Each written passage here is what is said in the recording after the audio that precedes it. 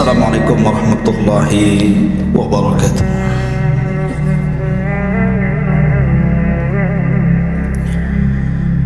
Alhamdulillah wassalatu wassalamu ala rasulillah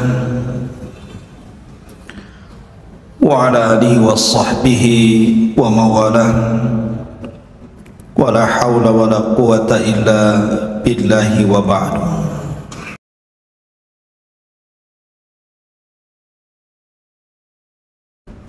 Malam ini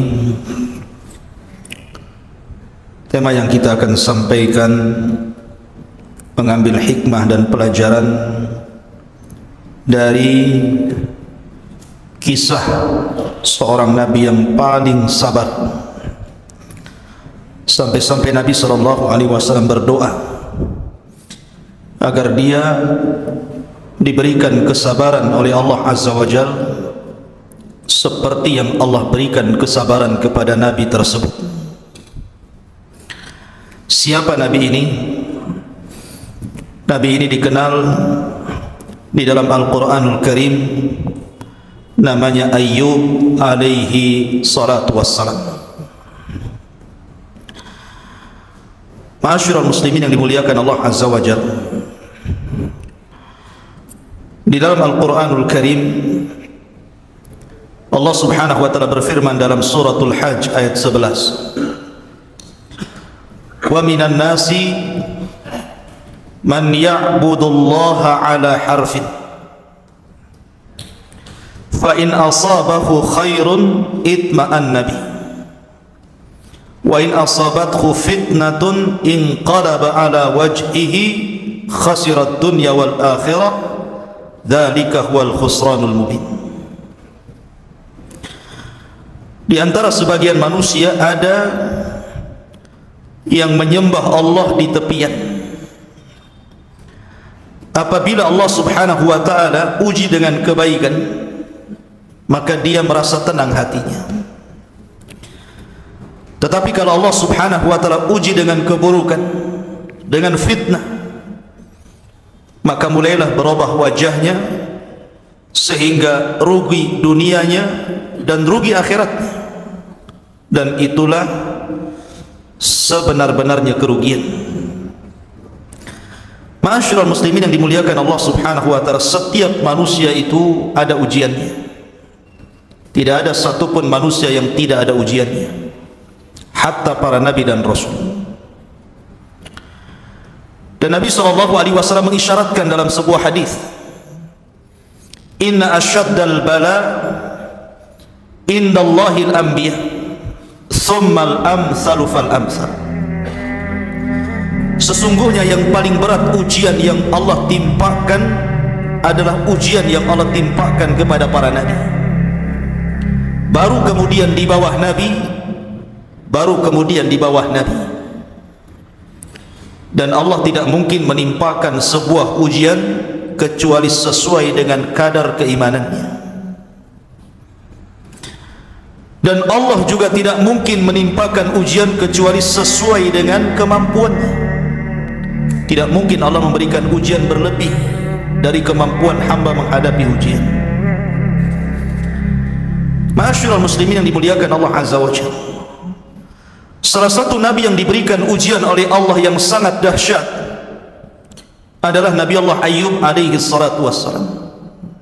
Siapa Ayyub? Dijelaskan oleh Imam Ibnu Ishaq, kana rajulan minar Rum. Nabi Ayyub adalah seorang laki-laki dari Romawi. Ada yang mengatakan, sebagaimana dikisahkan oleh Imam Ibnu Asakir, bahwa ibunya Ayyub itu adalah putri daripada Nabi Allah Lut, keponakan Ibrahim alaihi salatu wassalam. Dan ayahnya adalah orang yang sezaman dengan Ibrahim, beriman dengan Ibrahim alaihi salatu wassalam ketika Ibrahim dilempar ke dalam api, dalam kisah yang sudah saya kisahkan kemarin, Ashabul Ukhdud. Tetapi yang masyhur bahwa Ibrahim Ayyub itu adalah keturunan Ibrahim. Tidak banyak dalam Al-Quranul Karim tentang kisah Nabi Ayub, hanya disebutkan dalam beberapa ayat. Begitu juga dalam hadis-hadis Rasulullah tidak banyak. Yang sahih itu cuma 2, lebihnya dhaif. Sehingga tidak banyak dikisahkan seperti kisah Nabi Allah Musa, Ibrahim dan yang lainnya. Karena dalam Al-Quran sendiri, dari 25 Nabi dan Rasul itu, yang sangat detail itu cuma sedikit. Seperti kisah Musa, Ibrahim cukup detail. Ada juga kisah itu yang hanya diisyaratkan secara global, tapi ada yang tidak dikisahkan seperti Yasa, Zulkifli. Nah, Zulkifli ini salah satu anak Nabi Ayub, nanti saya ceritakan di akhir cerita ya.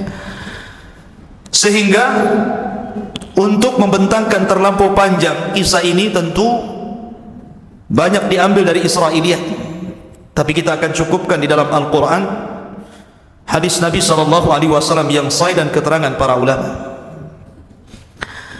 Di dalam surah Al-An'am ayat 84, Allah mengatakan, wa min dzurriyyatihi Dawud wa Sulaiman wa Ayyub wa Yusuf wa Musa wa Harun, dan termasuk anak keturunan Ibrahim adalah Nabi Allah Dawud, kemudian putranya Sulaiman, kemudian Nabi Ayyub, Yusuf, Musa dan Harun.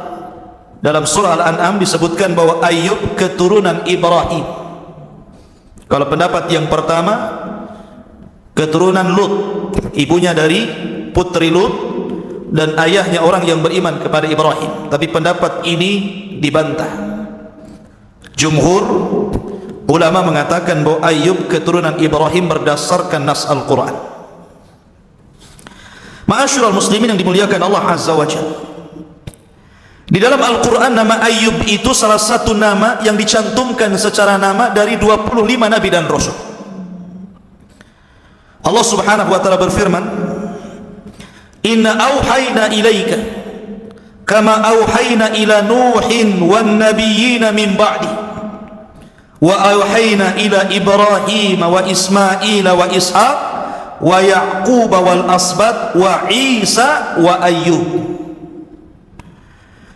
Sesungguhnya kami wahyukan kepada wahai Muhammad sebagaimana kami wahyukan sebelumnya kepada Nuh dan para nabi setelahnya. Kemudian kami wahyukan kepada Ibrahim, kepada Ismail, kepada Ishak, kepada Ya'qub dan Asbat, dan juga Isa dan Ayyub. Sini Allah subhanahu wa ta'ala menyebut kata Ayyub. Ayyub ini memiliki istri yang subhanallah sangat sabar. Ada yang mengatakan namanya adalah Liyah ibn Ya'qub. Apakah Ya'qub putra Ishak? Wallahu a'lam. Tapi nama perempuan ini adalah Liyah, wanita percontohan seluruh wanita. Sebagaimana suaminya sabar, dia juga sabar. Lalu apa ujian yang Allah subhanahu wa ta'ala berikan kepada Ayyub alaihi salatu wassalam? Disebutkan di dalam surah As-Sad. Ini ujian. Allah mengatakan dalam surah As-Sad ayat 41, wadhkur abdana Ayyuba idh nada rabbahu anni massaniya syaitanu binasbin wa adab. Ceritakan wahai Muhammad hamba kami Ayyub alaihi salatu wassalam ketika dia menyeru Rabbnya dan mengatakan, ya Rabb, sesungguhnya syaitan telah menimpakan kepadaku binasbin wa adab, dengan berbagai macam nasb, ujian, keburukan dan adab siksaan. Ada yang mengatakan bahwa syaitan itu datang kepada Allah subhanahu wa ta'ala setelah dia menggoda Ayyub dan tidak berhasil, dan mengatakan, wajar saja Ayyub tidak bisa digoda wahai Rabb, karena engkau berikan nikmat yang banyak. Karena Ayyub itu pemilik tanah yang luas di zamannya. Di desanya itu dia orang kaya, kebunnya luas, ternaknya banyak, emasnya melimpah, kaya raya. dan memiliki 14 anak, semua laki-laki dan sukses, dan memiliki wanita yang sangat sabar, pembantu-pembantu, pokoknya nikmat yang luar biasa. Sehingga syaitan mengatakan, kalau engkau uji dia, saya yakin Ayub tidak akan tahan dengan ujian itu.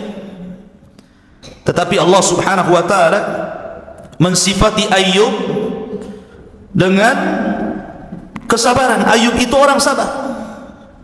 Mulailah Allah subhanahu wa ta'ala menguji Ayub dengan cara pertama, menghilangkan seluruh kekayaannya. Panennya gagal, ternaknya kemudian mati, emasnya habis, bangkrut dia.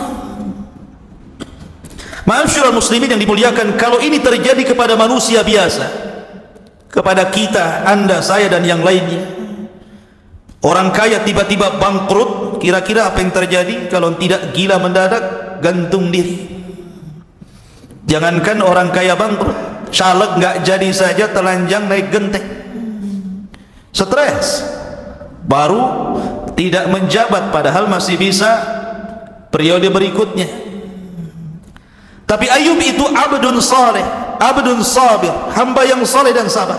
Sabar dia. Inna lillahi wa inna ilaihi raji'un. Semua toh milik Allah, kembali kepada Allah. Zuhud, kekayaannya bukan dalam hati, kekayaannya di tangan, sehingga kalau menghilangkan kekayaannya, hatinya tetap kepada Allah subhanahu wa ta'ala. Kemudian setelah itu Allah uji lagi. Tiba-tiba kemudian seluruh putra-putranya meninggal dunia. Ada yang mengatakan dalam cerita Israiliyat, wallahu a'lam, bahwa syaitan itu menjelma orang, kemudian pura-pura mengundang putra-putra Ayub untuk makan-makan di rumahnya. Semua diundang. Ketika putra-putra Ayub dalam rumah itu, tiba-tiba syaitan kemudian merobohkan rumah itu dan menimpa putra-putra Ayub, mati semua. Ingat, meninggal seorang anak itu jauh lebih terasa dibandingkan meninggal orang lain. Kalau orang kehilangan orang tua itu musibah, kehilangan istri musibah atau nikmat? Antum? Nikmat Ustaz, bisa ganti yang baru. Musibah. Kemudian hilang suami, musibah. Jangankan lagi wafat, poligami saja dibilang musibah sama istrinya. Ya. Lah, semua ini musibah, apalagi yang meninggal adalah anak. Semua anaknya. Nabi pernah diuji dengan meninggal anaknya loh ya. Semua putra-putranya meninggal dunia. Dan terasa sekali ketika Ibrahim putra beliau meninggal dunia, itu lagi lucu-lucunya tuh. 1 tahun 8 bulan itu masih lucu-lucunya.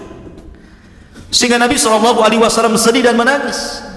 Ketika ditanya tangisannya, maka Rasul mengatakan, innal aina la tadma wa innal qalba la tahzan wa inna bifiraqika ya Ibrahim la mahzunun. Mata ini bisa berlinang air mata, hati ini bisa sedih, dan kepergian wahai Ibrahim sungguh menyesakkan dadaku. Sedih kematian, apalagi 14 anaknya mati semua.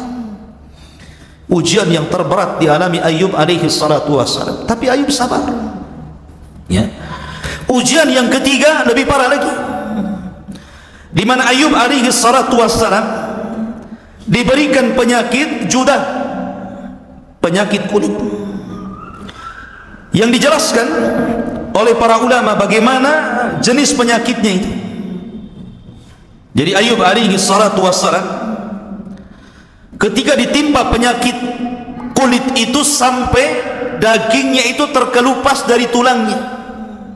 Jadi sedikit demi sedikit dagingnya itu terkelupas jatuh. Ada yang mengatakan benjolan penuh nanah dan darah, dan itu belum pernah terjadi pada zaman kaumnya. Subhanallah. 3 musibah ikhwatu fiddin. Siapa yang bisa tahan dengan 3 musibah ini? Orang kaya tiba-tiba bangkrut, meninggal seluruh putra-putra yang menjadikan kebanggaannya, karena Allah yang mengatakan bahwa al-malu wal banun zinatul hayati dunya, harta dan kekayaan, al-malu wal banun, harta dan anak-anak itu zinatul hayati dunia, perhiasan kehidupan dunia. Ini dua-duanya lenyap. Belum lagi diberikan ujian penyakit, bukan sehari dua hari, setahun dua tahun. Kata Ibnu Katsir, 18 sana, 18 tahun lamanya diuji seperti itu. Belum dari 3 ujian ini, beruntun ujian-ujian yang lainnya. Sebab kalau orang kaya, manusia mendekat. Kalau orang miskin, manusia menjauh. Iya kan? Walaupun kalau kaya, orang kaya pun menjauh dari orang miskin, takut pinjam uangnya. Kalau kaya, banyak kawannya. Kalau sudah miskin, dijauhi. Kemudian diuji dengan putra-putranya yang meninggal dunia. Bisa putus asa karena merasa bahwa tidak ada lagi keturunan yang akan meneruskan kehidupannya. Betapa banyak orang yang tidak punya anak, berobat ke sana kemari, jual sawah, habiskan ATM dan begitu seterusnya, hanya ingin punya anak. Tapi ketika Allah uji anak itu, Allah wafatkan, gimana tidak sedih? Belum lagi penyakit.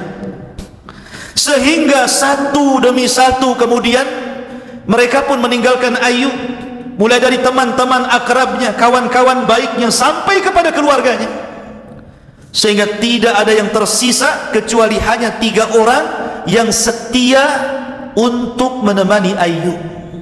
1 istrinya dan 2 kawannya yang kadang datang berziarah, nengok kawannya Ayub. Yang lainnya hilang semuanya. Lihat ujian Allah subhanahu wa ta'ala. Yang 2 orang kawannya pun tiba-tiba ada syak dalam dadanya dan mengatakan, jangan-jangan Ayub saudara kita itu ditimpakan penyakit karena sebuah kutukan.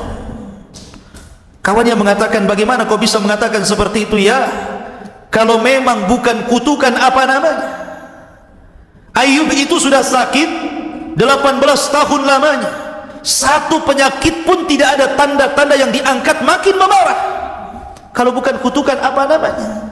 Jangan-jangan Ayub itu melakukan dosa sehingga Allah subhanahu wa ta'ala adab dia seperti itu. Sampai akhirnya suudzon kepada Ayub. Ini 2 kawan yang baik itu, kalau yang lain sudah habislah.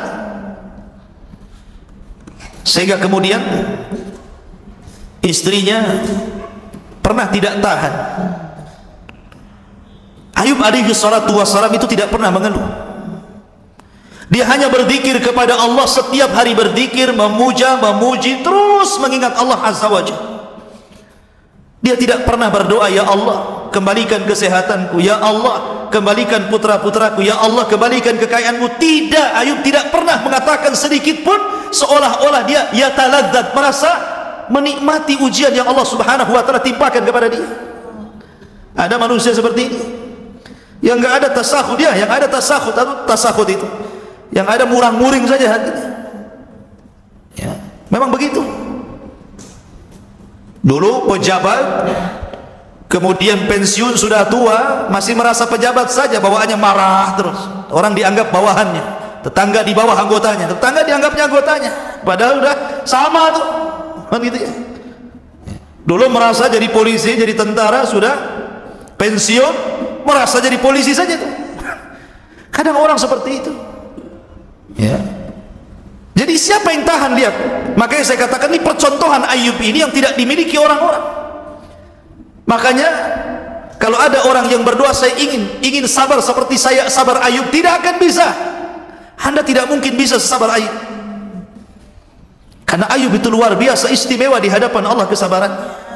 Nggak ada orang yang bisa sabar Ayub itu. Ma'asyiral muslimin, sampai istrinya mengatakan, ya Ayub, lau da'auta rabbaka fa innahu sayastajibu lak. Wahai Ayub suamiku, seandainya engkau berdoa kepada Allah subhanahu wa ta'ala, berdoalah agar Allah menyembuhkan penyakitmu. Minimalnya mintalah kesembuhan, sudahlah yang lain itu bisa dicari, bisa diupayakan. Yang penting kau jangan sakit. Ya. Istrinya meminta kepada Ayub untuk berdoa kepada Allah, karena Ayub itu tidak mau berdoa, meminta kesembuhan. Dia asik berzikir, memuja, memuji, terus mengingat Allah saja. Ayub mengingatkan nikmat kepada istrinya. Dia mengatakan kepada istrinya, wahai istriku, berapa lama kita diberikan nikmat oleh Allah? diberikan kekayaan, diberikan anak-anak, dihormati orang, dihargai, dipuji. Berapa lama? Kata istrinya, samaniyata sana, 8 tahun wahai suamiku. Maka Ayub mengatakan, wahai istriku, kalau Allah subhanahu wa ta'ala telah memberikan kenikmatan kepada kita samaniyata sanatan wa ana fi sihhatin wa afiyah, diberikan kenikmatan 8 tahun dan saya dalam kondisi sehat dan diberikan afiah, kenikmatan yang banyak, maka bagaimana mungkin kita kemudian meminta kepada Allah sementara kita belum sampai kepada tahun nikmat Allah yang berikan kepada kita? Harus seimbang, ya. Kalau Allah memberikan nikmat 8 tahun, maka diuji oleh Allah harusnya sabarnya 8 tahun baru meminta, gitu. Ini enggak, diberikan nikmat banyak, kita ini kadang-kadang, ya, subhanallah, sampai dimudahkan urusannya, sekali diuji oleh Allah langsung kemudian dia terkapar. Ya Allah, kenapa asik saya terus kau uji? Kenapa enggak tetangga sebelah saja? Dia kan ahli maksiat, suruh tetangganya yang sakit, kan? Tetapi Ayub alaihi salatu wassalam mengingatkan kepada istrinya, jangan, tidak sebanding nikmat dengan bala yang Allah timpakan kepada kita ini. Coba, siapa yang bisa mengucapkan kalimat itu? Tidak bisa. Tidak bisa, karena yang bisa mengucapkan kalimat ini hanya orang-orang yang sabar. Dari situlah wajar kalau Allah mengatakan, innama yuwaffas sabiruna ajrahum bighairi hisab. Allah akan berikan pahala bagi orang-orang yang sabar itu tanpa batas. Bahkan di zaman Rasul ada wanita yang suka kena penyakit ayan. Kalau datang penyakitnya, dia suka-suka buka-buka baju dan nampak auratnya. Datanglah dia kepada Rasulullah, ya Rasulullah, saya ini terkena penyakit, dan kalau datang penyakit itu terbuka auratku. Fad'ullaha li, berdoalah kepada Allah untukku supaya Allah sembuhkan Rasul. Kata Nabi SAW, kalau kau mau aku akan berdoa, nanti Allah sembuhkan. Wa in sabarti falahul jannah, wa in sabarti falakil jannah. Kalau engkau sabar, Allah akan janjikan kau surga. Milih sembuh atau milih surga? Akhirnya dia mengatakan, aku milih surga. Tapi berdoalah kepada Allah, ya Rasulullah, kalau memang penyakitku kambuh, janganlah sampai aku buka-buka auratku. Lihat kesabaran wanita ini, ya. Jadi sabar itu memang ujian. Di zaman Rasul ada wanita meninggal anaknya, kemudian dia nangis di kuburan, meraung-raung di kuburan. Rasul lewat di situ, kemudian dia mengatakan, ittaqillah, bertakwalah kau kepada Allah, kata Rasulullah. Wanita ini menyaut, ya, kau bisa mengatakan seperti itu karena ujian tidak menimpamu, ujian itu menimpaku. Kemudian orang ini pergi, dia tidak tahu ini Rasulullah. Kemudian ditanya, ya fulana, Rasulullah lah yang tadi nasihati kamu. Akhirnya dia kaget, dikejarnya Rasul sampai ke rumahnya, rupanya tidak ada bawabah. Rumahnya Rasul itu tidak ada security, apalagi gerbang, apalagi dikasih anjing galak, tidak. Rasulullah itu rumahnya blong, semua orang bisa masuk, padahal orang nomor 1, ya. Sekarang baru sekelas RT saja ada satpamnya, ya. Nabi SAW terbuka rumahnya, datang wanita itu minta maaf. Maka Rasul menasihati, inna sabra fi sadmatil ula, kata Rasulullah. Sabar itu dianggap sabar itu pada pukulan pertama. Ketika hari ini kena musibah, hari ini kita sabar, itu namanya sabar. Kalau sudah 1 bulan bukan sabar, kadong namanya, ya. Sabar itu ketika kena musibah, di awal kali acap musibah itu datang, itulah sabar, ya. Ma'asyiral muslimin yang dimuliakan Allah Azza wa Jalla, ketika Ibrahim alaihi salatu wassalam, Ayub alaihi salatu wassalam semakin memarah sakitnya, yang mencari nafkah siapa? Istrinya. Istrinya yang mencari nafkah ke sana kemari. Subhanallah. Kalau seandainya wanita sekarang memposisikan menjadi istrinya Ayub, pasti langsung datang ke pengadilan agama. Minta apa? Khulu, kan gitu ya. Karena wanita sekarang, maaf ibu ya, akalnya kurang. Ya, kalau suaminya lagi sehat, apalagi kerjanya bagus, ada istilah, ya, abang sayang kalau banyak uang, kan gitu. Abang ku tendang kalau habis uangnya, kan. Artinya bahwa posisi seorang wanita itu penting dalam rumah tangga. Jangan hanya ketika senang sehat suaminya, ketika susah justru disitulah pahala yang sesungguhnya. Itulah pahala yang sesungguhnya seorang istri ketika merawat suaminya. Kalau suami lagi sehat, apa yang dirawat? Tapi ketika suami sakit, itulah pintu sorga selebar-lebarnya di situ. Itulah baiti jannati, sorgaku adalah rumahku itu. Ini istrinya Ayub di percontohan. Dia yang cari nafkah karena memang Ayub terbaring tidak bisa apa-apa. Apalagi orang-orang menjauh melihat Ayub saja, orang menjauh takut. Bagaimana mau cari kerjaan? Kalaupun dia bisa, kemudian jalan gitu ya. Akhirnya istrinya pun menyembunyikan diri kalau dia istrinya Ayub, supaya orang tidak tahu. Kalau tahu, orang pun tidak mau menerima dia sebagai pekerja. Takut tertular penyakitnya. Sampai seperti itu musibahnya. Ya. Dan para ulama mengatakan kalau istri yang seperti ini dia dapat dua pahala. Pertama, pahala bersedekah kepada suaminya. Yang kedua, pahala berbakti kepada suaminya. Tapi di zaman sekarang tidak, suaminya sehat, istrinya tetap kerja. Betul kan? Istrinya kerja, suaminya sehat, padahal dibalik. Kata suaminya, kolah yang kerja, biar aku yang masak, yang urus anak, yang ngepel, yang ini. Dunia terbalik. Masyaallah muslimin yang dimuliakan Allah Azza wa Jalla. Suatu ketika sudah ketahuan bahwa dia istrinya Ayub, satu persatu orang itu tidak mau memakai dia sebagai pekerjanya. Sampai akhirnya apa yang harus dilakukan? Terpaksalah dia menjual rambutnya. Istrinya Ayub itu rambutnya panjang. Ayub itu kalau bangkit dari tidurnya terkadang memegang rambutnya supaya bisa bangkit. Tiba-tiba dijual, dan di zaman itu rambut itu sangat berharga. Di zaman itu, di zaman kita kecil-kecil saja kan begitu, rambut itu dijual kan, dijadikan gelung untuk pengantin, dirias gitu ya. Karena ada tuh orang-orang yang jual rambut itu. Nah di zaman itu rambut masih berharga untuk kecantikan wanita, walaupun dalam Islam dilarang. La'anallahu, Allah melaknat mutawassilah, orang-orang yang suka menyambung rambut, wanita-wanita yang suka menggelung, menyambung rambut asli dengan palsunya. Dilaknat wanita seperti itu. Itu di masa Rasulullah, ajaran Islam dilaknat, tidak boleh. Tapi tentu di zaman dulu kan banyak syariat yang berbeda dengan kita, maka dijual tuh rambutnya. Kemudian karena punya uang agak banyak, ini istri ini ingin membahagiakan hati Ayub, dicarikan makanan kesukaan Ayub yang paling lezat. Subhanallah, berbaktinya sama suami itu.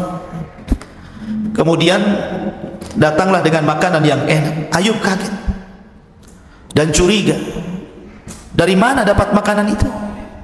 Dan Ayub tidak mau menyentuh makanan itu. Min aina hadha ta'am, dari mana makanan ini? Saya tidak akan menyentuh makanan ini sampai kau betul-betul terus terang dan jujur. Dari mana kau dapat makanan ini? Kalau kau tidak jujur, di sini Ayub bersumpah, saya akan mencambuk kamu 100 kali kalau Allah takdirkan aku sembuh, katanya. Dia bernadar kepada Allah Azza wa Jalla mau menyambuk istrinya 100 kali.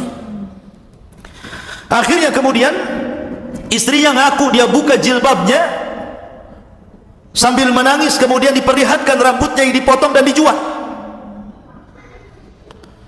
Maka Ayub pun kemudian semakin sedih. Sedemikian besarnya pengorbanan istrinya hanya untuk menemani suami tercintanya Ayub alaihi salatu wassalam. Mudah-mudahan istri antum seperti ini ya. Jangan baru sakit sehari dan minta cerai ya.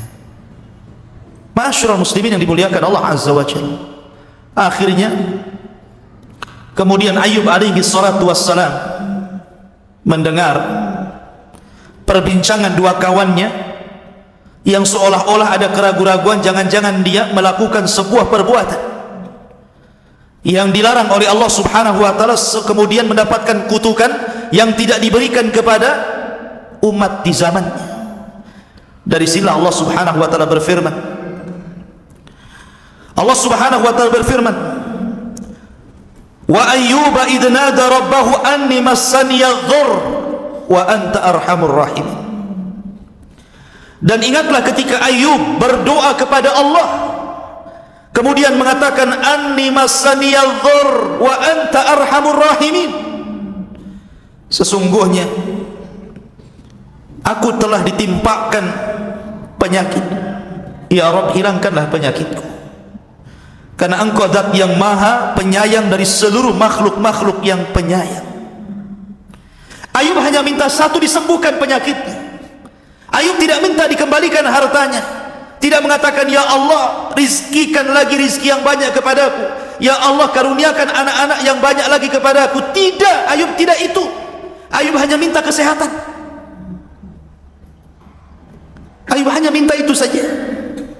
Sebagaimana ayat yang tadi saya baca, wadhkur abdana Ayyub idh nada rabbahu anni massaniya syaitan bi nasbin wa adab. Dan ingatlah ketika Ayub kemudian berdoa kepada Rabbnya, sesungguhnya syaitan telah menimpakan kepadaku dengan berbagai macam bencana dan siksa. Maka kemudian setelah 18 tahun lamanya, Ayub hanya memuji Allah, berdoa, berzikir, mengingat Allah. Dia tidak minta kesembuhan, dia tetap sabar. Akhirnya dia berdoa kepada Allah setelah 18 tahun lamanya, minta kesembuhan. Maka Allah pun mengatakan fastajabna lahu fakashafna ma bihi min durrin. Maka kami ijabah doanya Ayub dan kami pun angkat seluruh penyakitnya. Bagaimana caranya? Allah berfirman, urkud birijlika hadha mughtasalun baridun syarabun. Ya Ayub, hentakkan kakimu, nanti akan muncul air dari bumi. Air itu dingin, gunakanlah untuk mandi dan minumlah dari air itu. Maka Ayub pun kemudian menghentakkan kakinya sesuai dengan perintah Allah, keluar air. Ketika itu istrinya, kebiasaan istrinya mengantar Ayub ke kamar mandi. Kalau sudah selesai, maka istrinya datang kemudian memapahnya lagi kembali ke tempat pembaringannya. Ketika itu istrinya lupa, sudah mengantar kemudian dia pergi, sehingga dia lupa. Harusnya ini sudah waktunya Ayub selesai dan diantar lagi. Rupanya Ayub diperintahkan Allah untuk menghentakkan kakinya, keluar air dari tanah. Kemudian Ayub pun mandi dari situ. Ketika dia mandi, seluruh penyakitnya hilang. Subhanallah, biiznillah, dengan izin Allah Subhanahu wa taala, penyakitnya hilang. Itu penyakit badan itu. Kemudian dia meminum air itu, maka seluruh penyakit dalamnya juga hilang. Penyakit dohirnya hilang, penyakit batinnya juga hilang.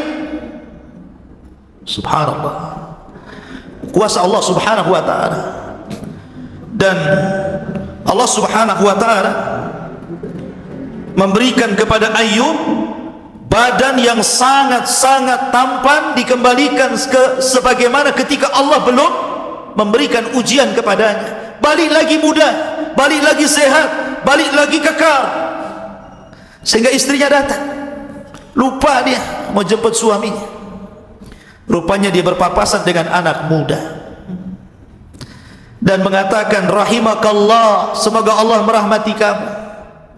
Tidakkah kau melihat suamiku Nabi Allah Al-Mubtala, seorang Nabi yang Allah uji? Wallahi, demi Allah, aku tidak melihat dirimu kecuali kau persis dengan suamiku dulu di waktu muda. Subhanallah gitu. Katanya Ayub senyum saja Ayubnya. Dia mengatakan, fa'ana Ayub, saya ini Ayub. Subhanallah, banyak dia Ayub. Di sini Allah Subhanahu wa taala mengatakan, wa wahabna lahu ahlahu wa mislahu ma'ahu rahmatan minna wa dzikra liulil albab.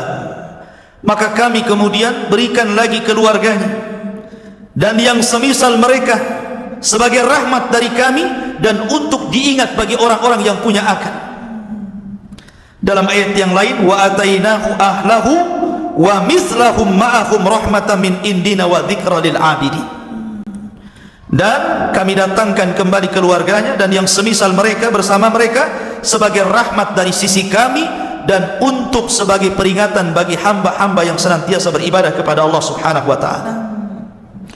Ma'asyiral muslimin yang dimuliakan Allah Azza wa Jalla, ada beberapa penafsiran bahwa ketika Allah Subhanahu wa taala mengembalikan putra-putranya, ada yang mengatakan ahyahumullahu bi a'yanihim, artinya Allah hidupkan kembali yang sudah mati itu hidup lagi.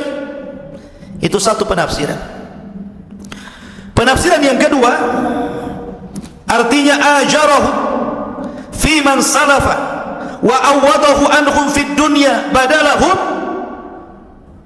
artinya Allah memberikan balasan dan ganjaran yang besar terhadap kesabaran Ayub yang di waktu diberikan musibah dia tetap bersabar. Karena kesabarannya itu akhirnya Allah ganti lagi, Allah lahirkan dari dia putra-putranya 2 kali lipat daripada anak yang meninggal. Yang tadinya 14 ya 2 kali lipat putranya, banyak lagi ya, hartanya 2 kali lipat lagi.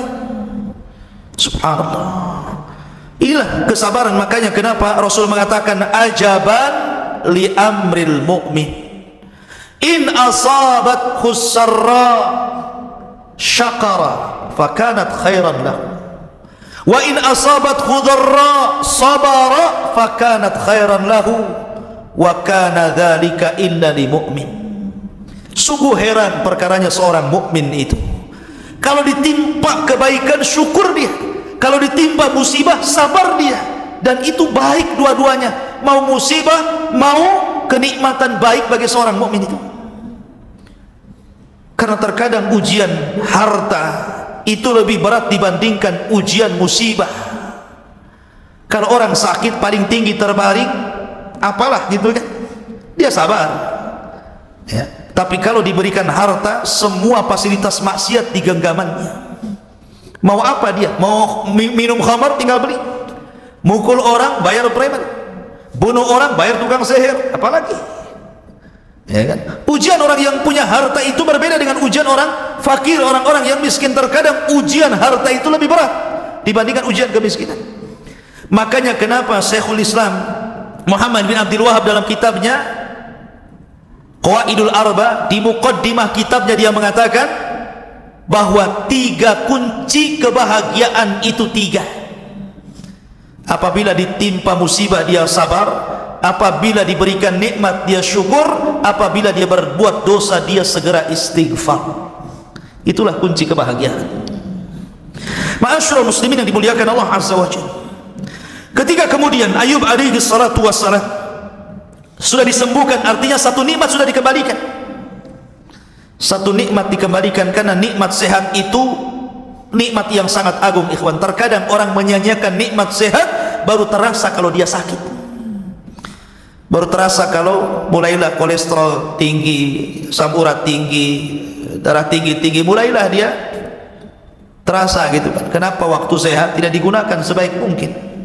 Makanya Rasul mengatakan ni'matani maghbunun katsirun minan nas as-sihhatu wal farag. 2 nikmat terkadang manusia lupa, sehat dan waktu luang. Lah Ayub alaihi salatu wassalam ketika itu teringat dengan nazarnya. Nazar apa? Memukul istrinya kan. Dia kan sudah nazar dulu mau pukul istrinya. Maka Allah Subhanahu wa taala menurunkan Al-Qur'an kepada Nabi sallallahu alaihi wasallam mengkhabarkan bagaimana Ayub kemudian melaksanakan nazarnya. Apa kata Allah? Wa khudh biyadika dhigsan fadrib bihi wa la tahnas inna wajadnahu sabiran ni'mal 'abdu innahu awwab. Ambillah wahai Ayub seikat rumput, hitung 1, 2 sampai 100 rumput, ikat jadi 1. Pukullah istrimu dengan ikatan rumput itu sekali saja, itu sama dengan 100 kali cambuk. Kenapa Allah Subhanahu wa taala memerintahkan seperti itu dan memberikan rahmatnya kepada istrinya Ayub, Lia ibn Ya'qub ini, karena kebaikan istri kepada suami ini luar biasa, ya. Makanya kemudian Allah mengatakan, sudah, wala tahnas, kamu tidak boleh mengingkari nadarmu, sumpahmu harus tetap dilaksanakan. Lalu bagaimana caranya? Ambil satu ikat rumput, hitung sampai 100, pukulkan satu kali, itu sudah cukup. Kemudian setelah itu dijelaskan bagaimana Allah Subhanahu wa taala mengembalikan kekayaan Ayub alaihi salatu wassalam. Dijelaskan dalam sebuah riwayat. Jadi ketika Ayub alaihi salatu wassalam sedang mandi dia, tiba-tiba ada hujan, tapi bukan air, sebagaimana disebutkan oleh Ibnu Abi Hatim dari hadis Abu Hurairah radhiyallahu an, lamma afallahu Ayyub alaihi salam, ketika Allah memberikan kesembuhan kepada Ayub alaihi salatu wassalam, amtara alaihi jaradan, tiba-tiba belalang jatuh dari langit, hujan belalang. Tapi belalang itu bukan belalang asli, tapi belalang berupa emas yang berbentuk belalang, jatuh dari langit, hujan. Mau nggak antum kayak gitu? Mau lah Ustaz. Dan nggak pernah beli kalung sama istri, kasihlah di belalang satu. Jadi belalang emas, ya, jaradan min zahab. Faja'ala ya'khudhu biyadihi, maka kemudian Ayub pun mengutip satu-satu itu belalang emas itu. Wa yaj'alu fi thawbihi, kemudian dikumpulkan di pakaiannya. Qala, dan dikatakan kepada Ayub, Allah berfirman, ya Ayub, ama tashba', ya Ayub, belum kenyang kan? Sudah kau sembuhkan, masih juga kau mau mengambil belalang-belalang emas itu? Maka Ayub mengatakan, ya Rabb, wa man yashba' min rahmatik, ya Rabb, siapa yang kenyang dari rahmat? Saya tidak pernah kenyang untuk mendapatkan belas kasih sayang, kasih sayang. Aku tidak akan pernah kenyang untuk terus meminta kasih sayangmu ya Rabb. Akhirnya kemudian dikumpulkan emas-emas itu sampai akhirnya satu lumbung, semuanya emas belalang itu. Disitulah Allah Subhanahu wa taala kembalikan lagi kekayaannya. Dia beli lagi kebun, dia beli lagi ladang. Kemudian orang pun mulai satu persatu mendekat kepada Ayub alaihi salatu wassalam. Maka Ayub dikembalikan semua nikmatnya. Al jazaa'u min jinsil amal, balasan itu disesuaikan dengan amalannya. Sabar itu indah, dan kemenangan itu ada pada kesabaran. Ma'asyiral muslimin, sebagaimana putranya, sebagaimana Ayub adalah hamba Allah yang sabar. Ayub diberikan banyak putra, dan salah satu putranya yang kemudian diperselisihkan apakah dia nabi ataukah bukan, tetapi karena Al-Quran menyebutkan secara nas namanya, maka jumhur mayoritas ulama mengatakan dia seorang nabi. Namanya Dzulkifli ibn Ayub, namanya Bishr ibn Ayub. Kemudian kunyahnya Dzulkifli. Kenapa disebut Dzulkifli? Ini kita kisahkan sedikit. Karena kisah Dzulkifli ini dalam Quran tidak disebut kecuali di 2 ayat, dan tidak banyak riwayat yang menceritakan tentang Dzulkifli ini, sehingga susah menceritakannya. Lah ketika Allah menyebutkan tentang cerita Ayub, maka Allah mengatakan, wa Ismaila wa Idrisa wa Dzulkifli kullun minas sabirin. Setelah Allah bercerita tentang Ayub, ayat setelahnya apa? Dan Allah sebutkan, dan Ismail, kemudian Idris, kemudian Dzulkifli. Tiga nabi ini termasuk hamba Allah yang sabar. Ismail ada orang yang paling sabar. Ketika ayahnya mengatakan, inni ara fil manami anni adbahuka fandur madza tara. Hai Ismail, semalam abimu bermimpi aku menyembelih dirimu, bagaimana pendapatmu? Itu kalau seandainya antum bercerita kepada anakmu, nak, bapakmu semalam mimpi nonjok kamu. Apa kata anaknya? Bapak aja lah yang ditonjokkan gitu. Ini disembelih, bukan ditonjok, disembelih. Tapi Ismail sabar. If'al ma tu'mar satajiduni insyaallahu minas sabirin. Lakukan saja wahai bapakku, kau akan mendapati aku termasuk hamba Allah yang sabar. Sabar ditinggal anak-anak kecil sama ibunya Hajar di tempat yang tidak ada tanaman, tidak ada air, tidak ada apa-apa, biwadin ghairi zar'in inda baitikal muharram, di sebuah lembah kering kerontang, ditinggal Ibrahim. Sabar. Bahkan ketika membuat bait meninggikan Ka'bah bersama Ibrahim pun dia sabar. Itulah Ismail kesabarannya. Kemudian Idris sabar. Kenapa disebut Idris? Karena Idris itu orang yang suka membaca, suka belajar, suka thalabul ilmi. Dan thalabul ilmi itu butuh kesabaran.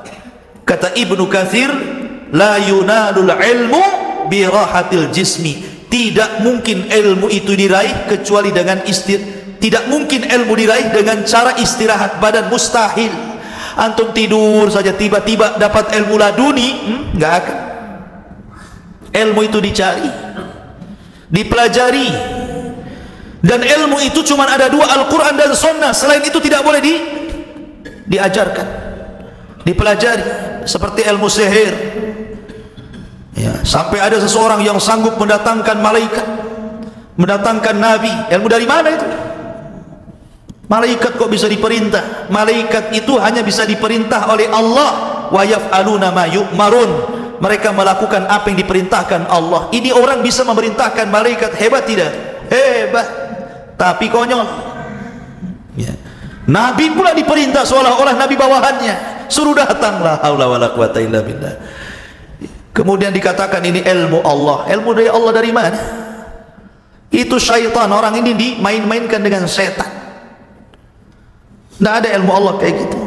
Nabi saja tidak bisa mendatangkan malaikat. Ketika Jibril kemudian membawakan wahyu pertama kali, Rasul rindu ingin berjumpa dengan Jibril, tapi tidak bisa juga ya. Sampai akhirnya Jibril yang datang kepada Rasul menyampaikan wahyu berikutnya. Mana bisa dipanggil.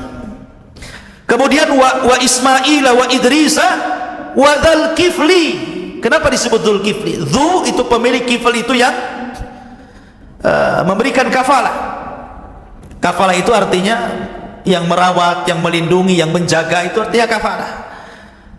Makanya orang yang mengkafil anak yatim ya, disebutkan dalam hadis Nabi, ana wa kafil yatim fil jannata kahataini. Aku dan para pengkafil anak yatim seperti ini di surga, kata Rasulullah. Jadi Dzul Kifli itu orang yang mengkafil, yang melindungi. Ada 3 riwayat kenapa disebut Dzul Kifli. Namanya Bishr ibn Ayyub, tapi kemudian disebut Dzul Kifli. Yang pertama, ada yang mengatakan dahulu ada raja zalim di zamannya.